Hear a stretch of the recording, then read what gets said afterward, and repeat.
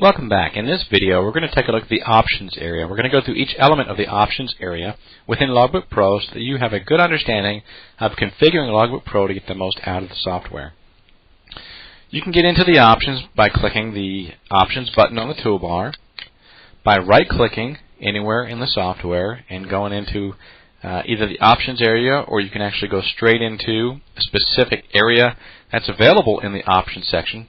So we'll see in the flight log how we can go into the flight log tab and then open up the summary bar configuration or display configuration.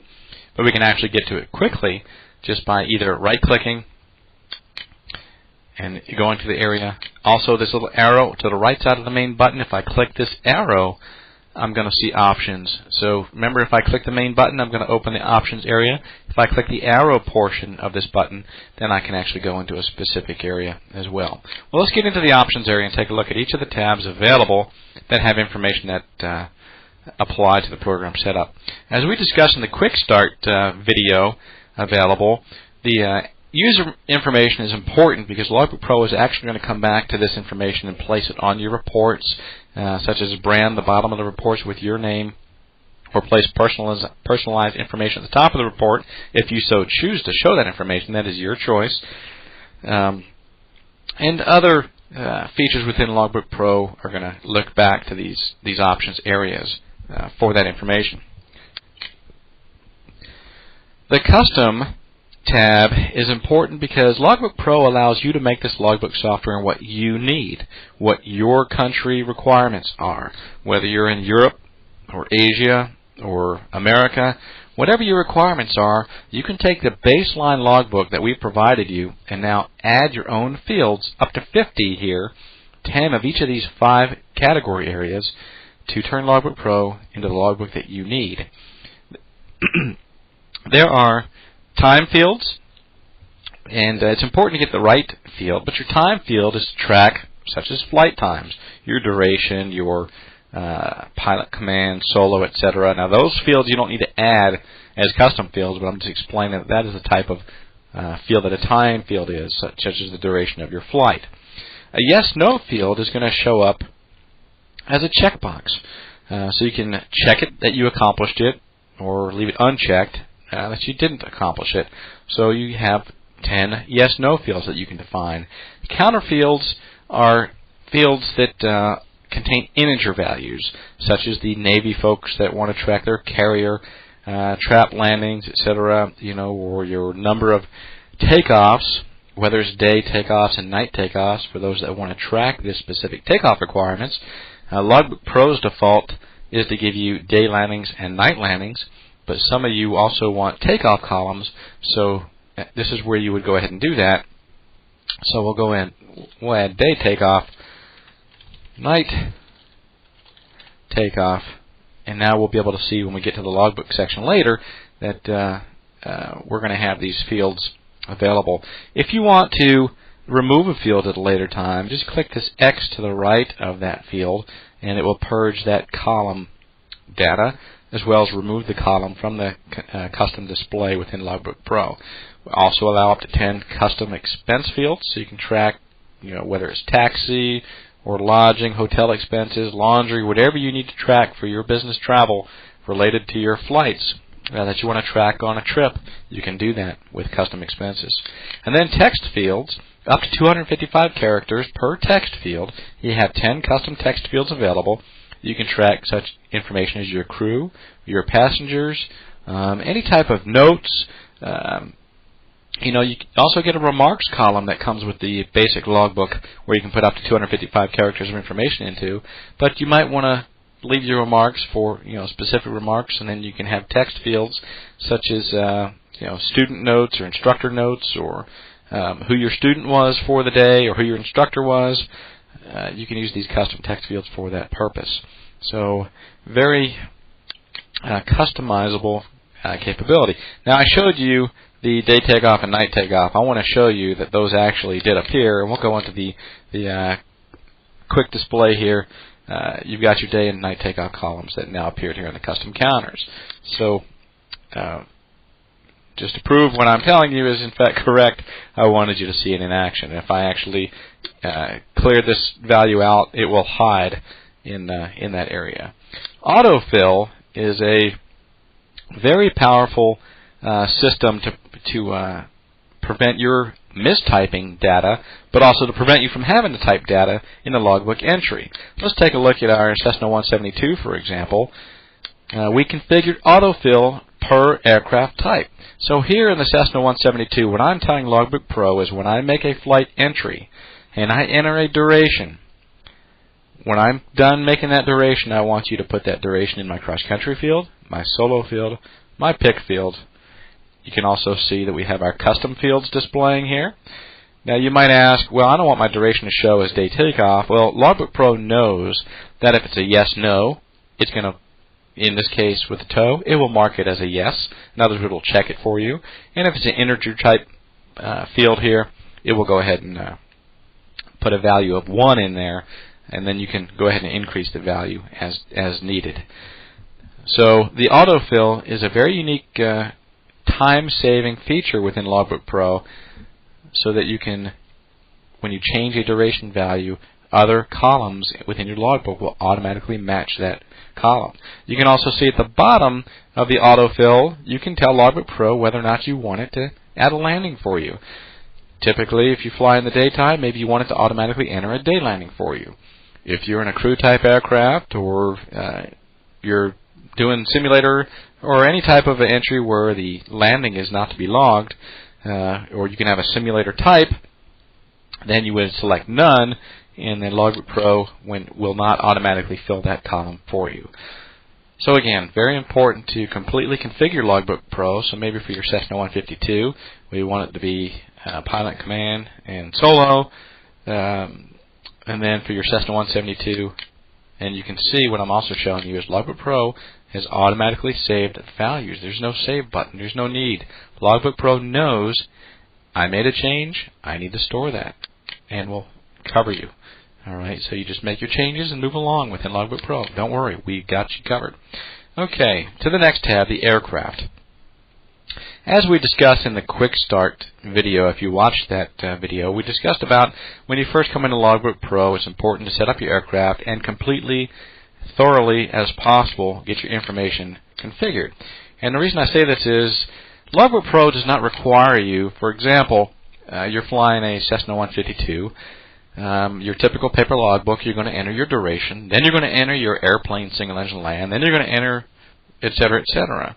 There's no reason to log airplane single engine land in Logbook Pro. All you have to do is enter your aircraft type, Cessna 152, and then your duration, and then based on the information here within your options aircraft configuration, when you go to run your reports and create your logbook printouts, Logbook Pro knows a duration of 1.5 in a Cessna 152 is airplane single engine land, and is going to fill that column out for you.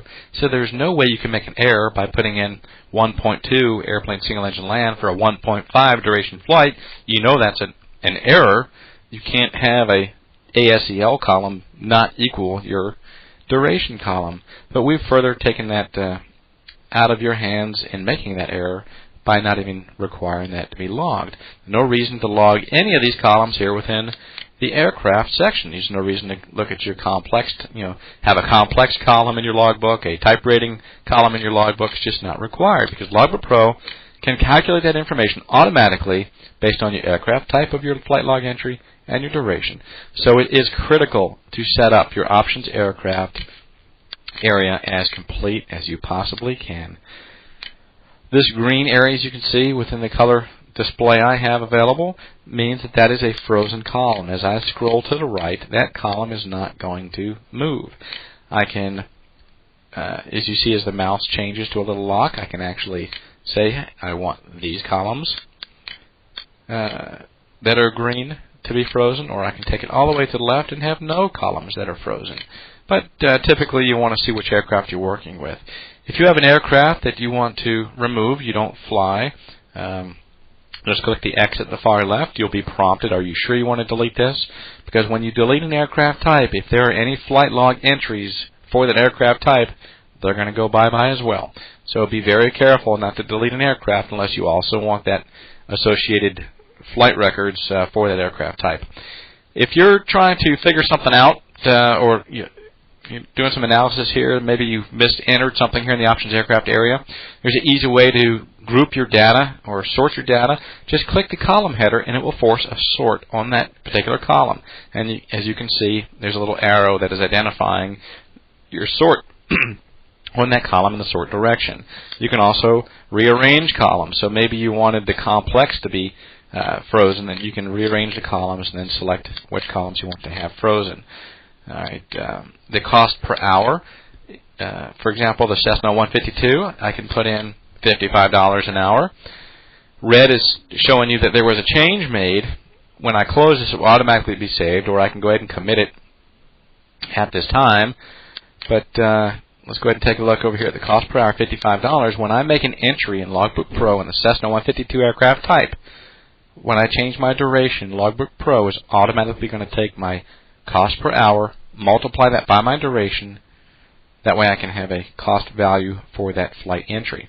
Now, if you have an instructor on this particular flight, you have to add, say, $26 per hour additional for your instructor, or whatever the fee is for your instructor, then you will have to manually override, because you cannot have multiple cost values per aircraft in this particular version. So this is the aircraft configuration area, one of the most important critical areas of your configuration. So take your time, fill out your aircraft. You can do it as you go. So if you're looking at putting your entire logbook into Logbook Pro, take your time, but you don't have to do it all at once. You can do it as you need it as well. The certificates, ratings, and history area are similar, or as far as the formatting and flight log allow you to format the area the way you want it to look. And you get a sample over here on the right side as to how it's going to look. You can change your back colors, and we'll make them gaudy just to see how it works, your even rows, your odd rows, colors, etc. We can change our font. Maybe you want it to be bold. Your font color even. You can actually change the colors of the fonts. So you can see how the font color is changing based on how I want to configure this. So we can actually go into, what was that I just changed colors on? There it is. The certificates is where I was changing colors. You can see it looks pretty bad, but the point is that you can change the colors. You can change the user interface as you so desire. And if you want to change the date format style, you can do so. Typically you want to try to keep your columns as narrow as possible, especially in the log area, because there's a lot of columns of information. But you can change the date format. And then if you get too involved and too carried away, you can click the default and you'll reset back to the same color scheme. So the certificates and ratings and flight log and history have these formatting options. Flight log has a little bit more, but let's talk about the history tab next. We've got the formatting we talked about, but on the bottom is where you actually can enter your events. Now, Logbook Pro ships with your basic medical entries, but as the rules and regs change, you might need to add events or change values, such as the new change where the medical is based on your age as far as when it expires. But you can add events, and the way you add event is simply go to the bottom, type in your event, and then let's see here, enter your value, and it's that simple. Number 12 months, and whether it expires end of the month or not. So you can add events as required. Now these events, because they have an expiration value, can be tracked or be part of a currency. So we can create currency based off of history items as well. So what we're talking about here is the options area of Logbook Pro. You can configure as many events as you want. You can also sort your history area either by your date due or by when the event was accomplished. So that is the history area. Let's take it the flight log options area. We've got the same basic formatting as I talked about before. There's a little more with header font and main font that we have available, because we've got a header row as well as our even and odd rows that we have allowed formatting for. You can format your flight date, and then because the out, in, takeoff, and land has a time value associated, so it's date and time, we can also format that column to specific user-defined formats. The default entry area, so when you click this main button here on the toolbar, do you want that to be the spreadsheet style logbook that shows when you click that, or do you want it to be the Windows style logbook that shows? Now you can also click this little arrow to the right of the logbook area and actually define which area you're going to go into, but you can define which logbook style is going to open when you click the big logbook button on the toolbar. Pop-up summaries, which we'll get into a little later. In the Windows style log, we can configure whether it's going to display total time or a specific time period as defined. We can have the duration automatically entered, so when I put in my takeoff and land time, it will automatically determine the time between those two values, the date and time of each. It'll come up with the hours and tenths value between those two times. Now, some of you might want to have your duration calculated from out to in, or those out to in columns. Realize you can change the titles of those columns, use them as you want, but you can determine that, hey, I want my duration calculated between out and in instead of take off to land. So you can configure that here. When you're in the Windows style log area, you can determine if you want the date to be the default column after a new entry or the duration. Because Logbook Pro is going to remember your recently used data, it's automatically going to remember your date, your type, your ident, your aircraft route, etc. So you can actually go duration, duration, duration, entry after entry. The show log at startup is, if that is checked when you start up Logbook Pro, it's going to automatically go into your default entry style. Double-click auto entry is a system where, and we'll talk about this in the log areas, once you have a duration entered, you can just go to other columns within the logbook and double-click in that cell of that column, and your duration will be entered for you that quick. There's no reason to type it in. If you want it to match the duration, just double-click, or at least set a starting point. So if you have a duration of 2.0, and then you go over to your second in command time, you can double-click the second in command column, 2.0 will be entered, and then you can down-click, and change it down a couple tenths, to whatever your actual second in command time is. And then when you start up the logbook area, you can just tell it whether to start with a new entry or show me my last entry, and then whether or not you want automatic FAR error checking to be occurred, which is just some simple mistakes that are commonly made. Logbook Pro is going to try to catch those for you. The pop-up field summaries, which is this element up here, whether or not you want that to occur. Realize anything you ask of a software application is going to take resources. So if you're running a slower computer, then you might want to turn off this pop-up field summary data so it doesn't have to go do the math and preload all the data with every entry. The auto clean entry is not having a duration or flight sim value. The intent of Logbook Pro's log area is to have a flight entered, and with each flight you're either going to have a duration or a flight sim. Well, some people like to log ground training and other types of items in the logbook area, and that is entirely up to the user. But Logbook Pro typically is going to say, hey, you didn't enter a duration, you didn't enter a flight sim value, so this must be an incomplete entry, I'm going to make it go away. Well, if you don't want that to happen, you need to come into this options flight log area and then check this bottommost item and say, don't you dare auto clean, alright, because this is the way I want to enter my data. Alright, so that's the basics of this flight log. Very busy screen, but there's a lot of control over the logbook area. The summary bar is where we can actually come in and configure the values on the bottom of the summary bar, and we'll get into that later when we start looking at the areas within Logbook Pro, but I want you to see where you can configure the logbook summary bars, which are both available in the logbook window style and spreadsheet style areas. The configure display, we can actually hide columns to, if we don't use an evaluator column, go ahead and hide it. There's no reason to have that take up your display space in your logbook area. If you don't care to look at the cost or expenses, you can go ahead and hide those items. Now notice there are asterisks next to some of these, and the asterisk items are the only items that may be hidden within the window style logbook. You can also change the captions to the columns. So if you want your out to be something other than out, whatever you may call it, such as pushback or whatever you want to track, you can change the titles of your columns, and this will also reflect on the reports for you. So you can really customize Logbook Pro to your heart's content here. So this is the display configuration. We'll show it in action a little later on. If you get things out of control and you're not sure what's going on, hit the old default button and that will bring you back to the factory settings. Alright, let's take a look at the currency tab. Logbook Pro has a very powerful currency system built in. If you don't track currencies, you can go ahead and disable currency tracking. It doesn't take much as far as resources, and it happens extremely fast.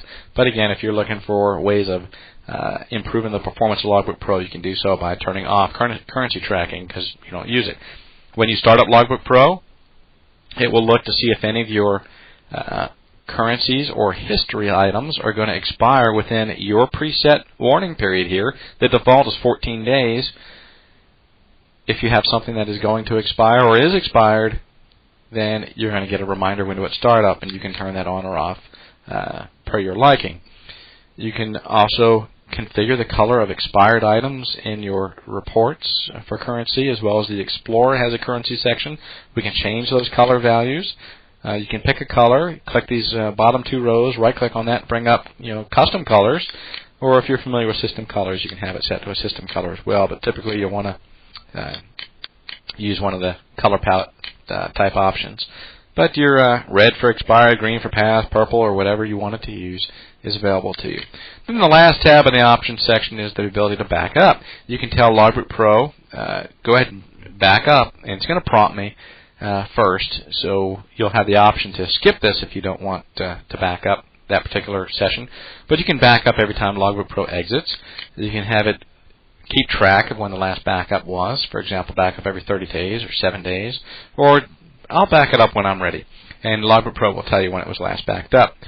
There's also a routine within Logbook Pro that's going to automatically compact your data file, so it's going to keep it healthy and optimized, and it's going to remind you to do that every 30 days. If for some reason you turned it off and you later on decide you want that automatic maintenance scheme back on, just come down here and click the reset button, and it will reset for you. The backup file name will automatically be appended with a date time type or a date value, such as my backup 2003 underscore 02 underscore 26, whatever the date is. You can have it automatically append this, so you can keep track of when it was you backed up that file.